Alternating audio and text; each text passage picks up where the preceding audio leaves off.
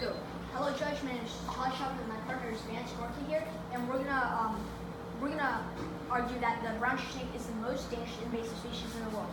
So our first point is that brown tree snakes are dangerous because they cause frequent power outages. They climb on electrical wires and can break them. Power outages can cause deaths, especially in hospitals where their equipment won't work. If we calculate the deaths that brown tree snakes cause only from power outages, we would get more than 12,000 deaths per year, only in Guam and only from hospital deaths. On top of that, Guam's population is only 170,000, and the numbers are increasing very, very slowly because of brown tree snakes. In fact, brown tree snakes caused more than 1,600 power outages in a 20-year period of 1978 to 1997, and more recently, nearly 200 power outages a year. On top of that, according to the International Biodeterioration and Biodegradation, brown tree snakes power outages they cause in one part of the world, Guam, cost $4.5 million per year over a 7-year period of time without considering repair costs, damage to electrical equipment, and lost revenue. So, guys, basically what we're trying to explain, they cause so many deaths from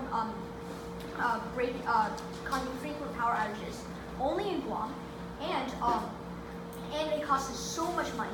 And what's even worse is it's getting to 200 power outages per year, so it's slowly increasing.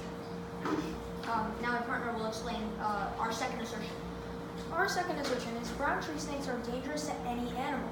In brown tree snake epidemic, not only do these vicious creatures harm the economy, but they also are very harmful to its environment and any animal. A recent Columbia University study explained that brown tree snakes killed 11 out of 13 of Guam's native birds, and they made them go extinct. Brown tree snakes fighting techniques show that how they can do these things. According to the USDA and the Animal Plant and Inspection Services, brown tree snakes are rear fangs are venomous, and they can kill up to full-grown adults and immobilize their prey. These fighting techniques are disgustingly effective, and brown tree snakes can kill almost all animals in its area. Okay, so now into our third assertion, that brown tree snakes' numbers are rapidly increasing. Since there are no competitors for the brown tree snakes in Guam, in their area, with their usual area, they can easily reproduce, so there are many, and not only in Guam. So on top of all these things that are happening, it's getting even worse because there's more brown tree snakes around the globe. So I'll now give you some evidence.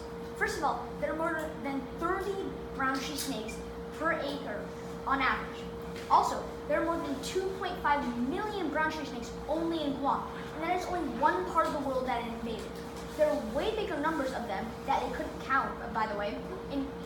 There are way bigger numbers of them in Australia, Solomon Islands, all of eastern Indonesia, Melanesia, Papua New Guinea, Hawaii, Texas, Northern Mariana Islands, the Marshall Islands, Caroline Islands, and Micronesia, all islands in the Southwest Pacific Ocean, and Diego Garcia Atoll in the Indian Ocean. And remember, that was in 1950. Imagine how many places there are now damaging the ecosystem.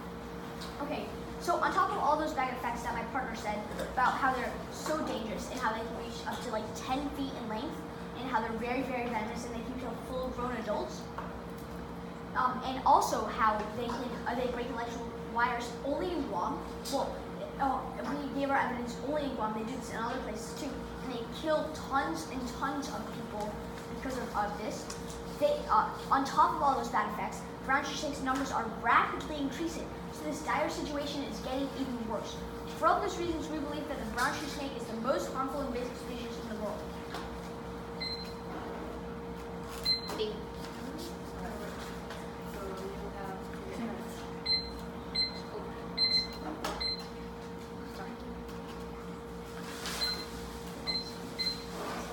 Are you ready?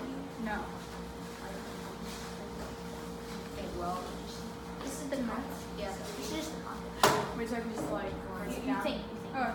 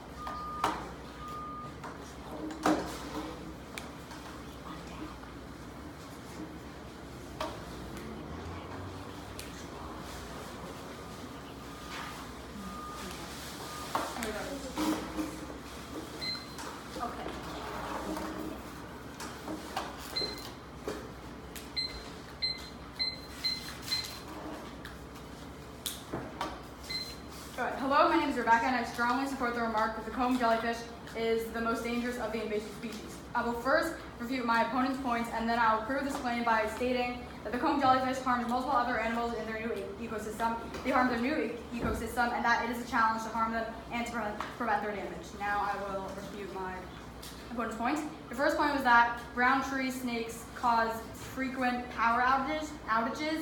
The second point was that brown tree snakes are dangerous to animals and their environment. And their third point was that they're rapidly increasing.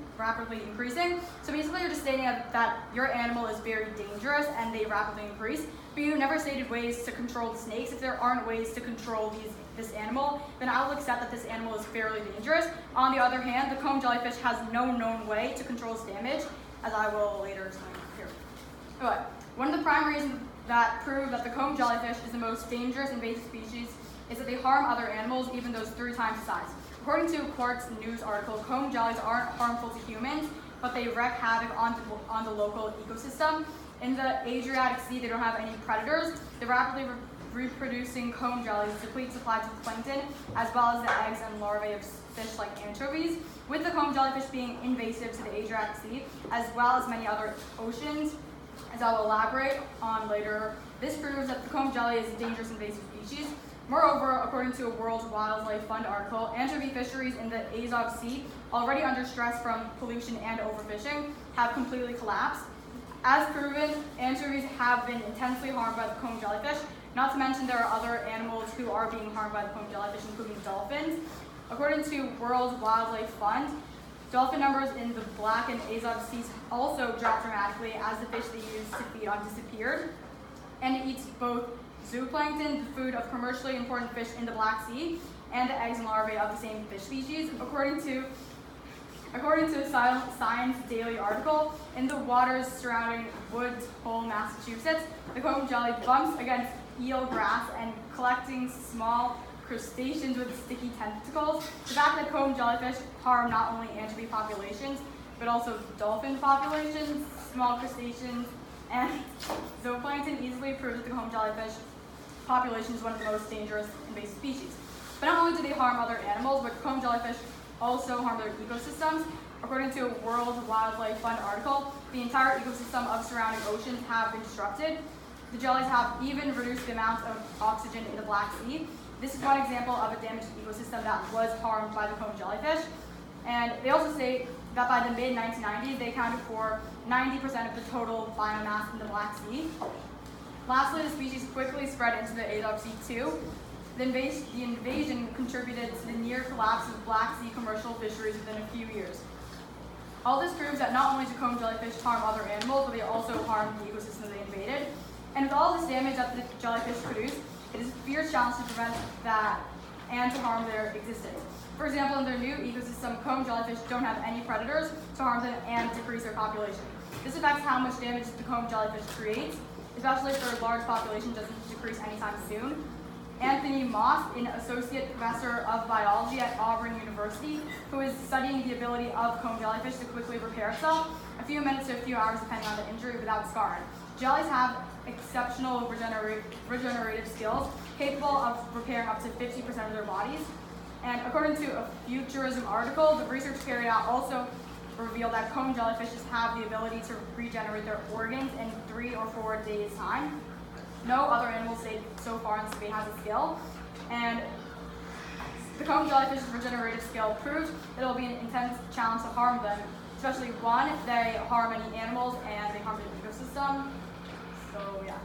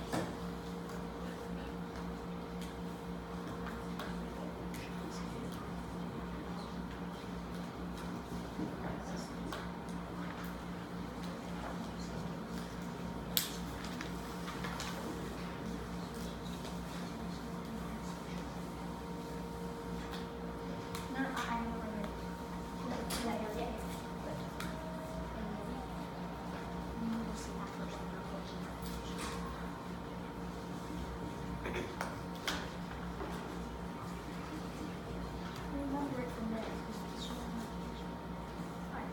we're done.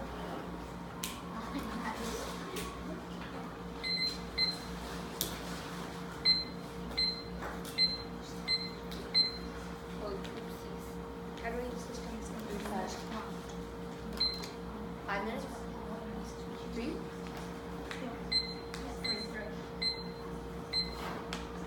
Wait, we can start.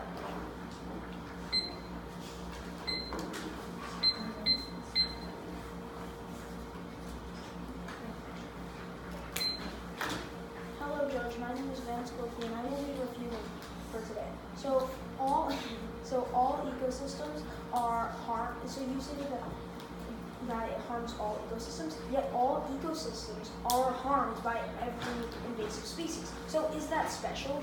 No, it's not. Why? And yeah. Okay. So basically, yeah. So I'm just gonna hammer that in a bit. So basically, your two main points were that it harmed the animals and the ecosystem, and that was different points now. But so the animals and the ecosystem. But that's what every invasive species does. And as we already explained, we can. I'll explain this later in my way. So also you were saying, yes, you're right. We should have explained the only way to stop this. There is one way to stop this. You would put poisonous sticks from helicopters.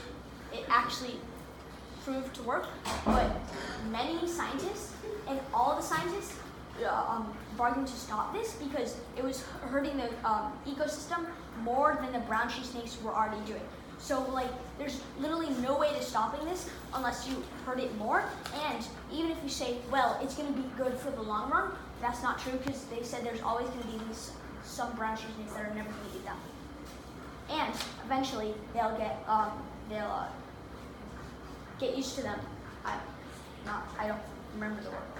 Okay, so they'll adapt to them. Yes. Okay, so you were also talking about how. Now I'll kind of weigh if our points are better than yours. So it's basically this mildly dangerous invasive species that has regenerative skills, which is really cool. But on our side, we have these snakes that can go to 10 feet in length that kill 12,000 people per year only in hospitals and only in one small country. And how they're dangerous to any animal. And they killed out 11 out of 13 of Guam's native birds, and the jellyfish didn't do anything nearly as harmful as that. And their numbers are rapidly increasing. The rapidly increasing and regenerative skills kind of cancel out because it's just showing how the numbers can stay the same or how they can increase. So basically, it's these snakes, these 10 feet length snakes that cause so many hospital deaths, or these just mildly dangerous invasive species. Wait, she goes now? Did you have to? Yeah. Conclude or rebut, which one do you want? You know, I'm just going to. I just give her 3 minutes. Wait, I can conclude or rebut. That's everyone you wanted to. You conclude and rebut together. I'll just conclude it as. Okay. Wait, give her 1 minute or you conclude? 1 minute to conclude. Oh.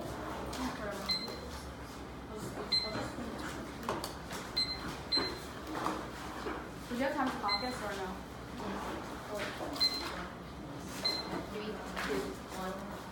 Okay, so you guys said that when I said that the cone jellyfish harms both the ecosystem and the animals in the ecosystem, and then I feel like you just ignore my other point. Yes, the ecosystem and harming other animals point is very similar, and yes, all invasive species can do that. But the thing that sets mine apart is that the regenerative skills. It can even though yours rapidly increases.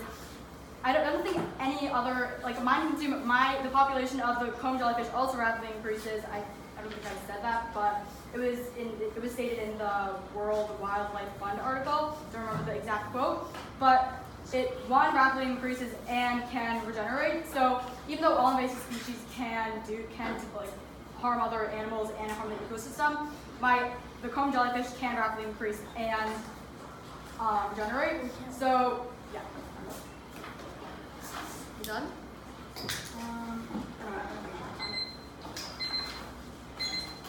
They get 1 minute? 1 minute. Okay. 3, 2, 1, go. So it's basically a matter of do we want these dangerous these dangerous jellyfish with regenerative skills, or do we want these 10 feet in length snakes that are killing people from hospitals with no way to control them? Well, also the jellyfish, you can't control them. But let me explain something. So the regenerative skills they're not going to stop them from death. So it's just going to it's just going to help their organs when before they die. So they're going to die at their same lifespan as the snakes who would die at their same lifespan. So basically, it's either these people who are making huge hospital deaths or just mildly dangerous invasive species. So for that matter, we would say that the people that are both dangerous invasive species are pretty much the same in dangerous terms, except one causes many more hospital deaths.